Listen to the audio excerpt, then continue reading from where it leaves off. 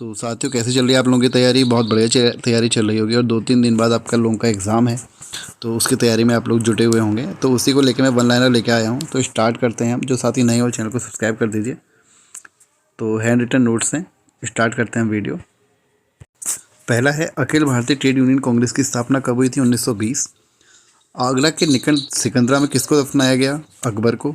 शिवाजी के अष्टप्रधान में आधुनिक विदेश सचिव, बहुत बार पूछा जाता है आधुनिक विदेश सचिव वाला। अष्टप्रधान, तो पहले तो ये पूछा जाता है कि अष्टप्रधान किसके थे, तो शिवाजी के थे।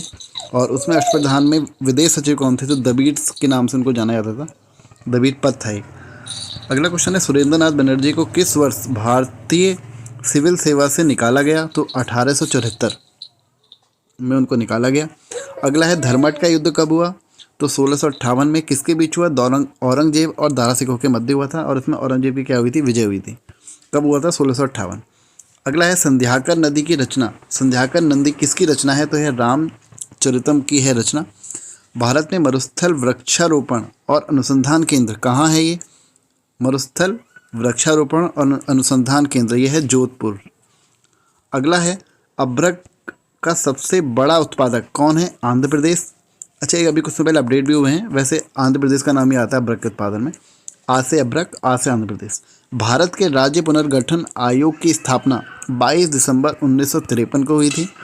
और न्यायाधीश न्यायिक फजल अली इसके अध्यक्ष थे। और सदस्य कितने थे इसमें?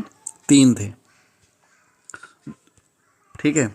और दूसरे कौन हो गए इसमें? हृदयनाथ कुंजरू हो गए सदस्य। तीसरे कौन हो गए? के.एम. पणिक्कर। तो 3 सदस्य हो गए, एक फजल अली, हृदयनाथ कुंजरू और के.एम. पणिक्कर। उसके बाद फिर रिपोर्ट इन्होंने कब सौंपी? 30 दिसंबर 1955 को इन्होंने इसकी रिपोर्ट सौंपी। बना कब है? 22 दिसंबर 1953। अगला है, किस राज्य में अनुसूचित जातियों की जनसंख्या नहीं है? तो नागालैंड में नहीं है। अगला क्वेश्चन है, भारत का सबसे बड़ा कोयला क्षेत्र। ये सारे के सारे क्वेश्चन प्रीवियस एग्जाम में आए हुए हैं। रानीगंज, पश्चिम बंगाल। अगला है, अंतरस्थलीय जलमार्ग प्राधिकरण भारत IAAI एक संवैधानिक संस्था के रूप में कब गठित हुआ? तो याद रखना, 27 अक्टूबर 1986 को अंतरस्थलीय राष्ट्रीय जलमार्ग प्राधिकरण का गठन हुआ। अगला है, इसका मुख्यालय कहाँ पर है? तो नोएडा में इसका मुख्यालय है। अगला क्वेश्चन है, पिछड़ी जाति आयोग के प्रथम सभापति कौन थे? तो काका साहब कालेलकर थे। अगला है, प्रथम सभापति की बात हो रही है। अगला है, पर्यावरणीय प्रभाव आकलन। अच्छा, OBC जो आयोग है हमारा, ये OBC आयोग कौन से अनुच्छेद में है? 338B में है। ठीक है। अगला, पर्यावरणीय प्रभाव आकलन EI एक नियोजक यंत्र साधन है। तो नदी घाटी परियोजना आदि हेतु भारत में प्रथम बार कब उपयोग में लाया गया? 1978। ये पहले के एग्जाम में क्वेश्चन बना हुआ है, ऐसे ही एज इट इज आया था। अगला है, भारत का सबसे बड़ा तैरता सौर ऊर्जा संयंत्र कहाँ है? आंध्र प्रदेश। ठीक है। और पर्यावरणीय प्रभाव आकलन याद रखना, कब इसको पहले बार प्रयोग में लाया गया? 1978 में। सबसे बड़ा तैरता सौर ऊर्जा संयंत्र आंध्र प्रदेश। अवतार सिंह क्यों प्रसिद्ध हैं? मूर्तिकार के रूप में प्रसिद्ध हैं। नागेंद्र सकलानी कब शहीद हुए? 9 जून 1930 को नागेंद्र सकलानी शहीद हुए थे। अगला है, पुस्तक मेमोवायर ऑफ DDN पुस्तक किसने लिखी है? तो GRC विलियम्स ने इस पुस्तक को लिखा हुआ है। अगला बात करते हैं, इथेनॉल प्लांट कहाँ है? उत्तराखंड में, बाजपुर में। हुनर योजना क्यों है? अल्पसंख्यकों से संबंधित है। कब आई थी? दिसंबर 2015 में हुनर योजना। उत्तराखंड में चर्म शिल्प व्यवसाय से जुड़े लोगों को क्या कहते हैं? बाडई और सार्की कहते हैं। चर्म शिल्प व्यवसाय से जुड़े लोगों को क्या कहते हैं? बाडई और सार्की।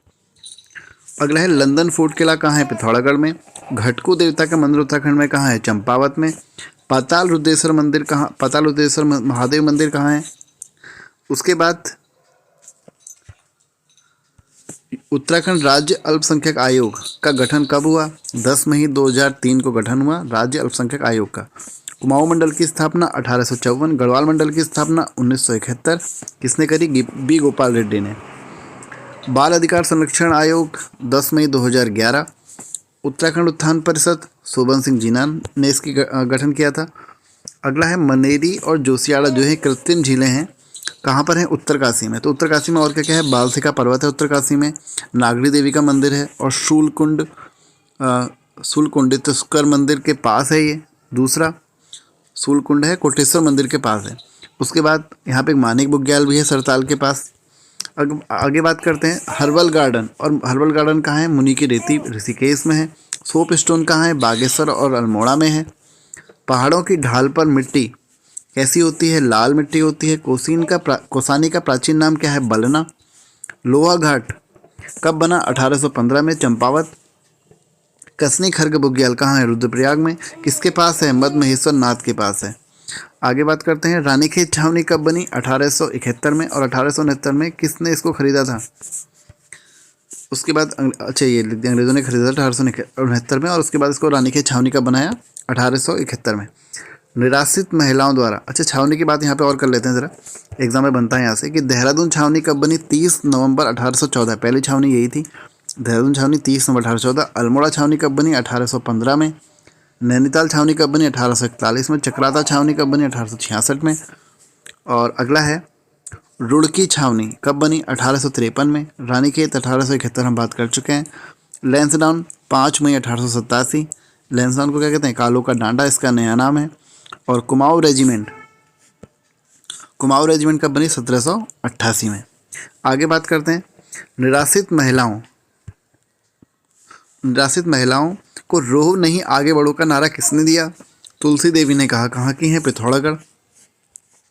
अगला है हमारा नैनीताल, उत्तर प्रदेश की ग्रीष्मकालीन राजधानी कब बनाई गई? 1962 में बनाई गई थी। एक मुट्ठी में ग्राम कितने होते हैं? 62.5 ग्राम होते हैं। 8 मुट्ठी में कितने होते हैं? 1 शेर होते हैं।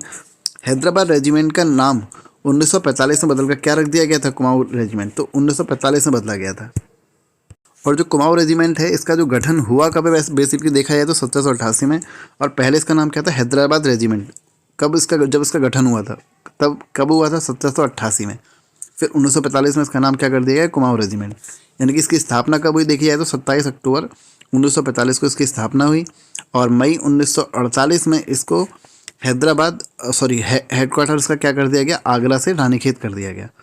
ठीक है, इसका नारा क्या है? पराक्रमो विजयते। उसके बाद हम बात कर लेते हैं, नानकमत्ता का प्राचीन नाम क्या था? बख्शी था। पहाड़ी चित्रकला की पुस्तक के जनक कौन? पहाड़ी चित्रकला किसने लिखी? किशोरी लाल वैद्य ने लिखी।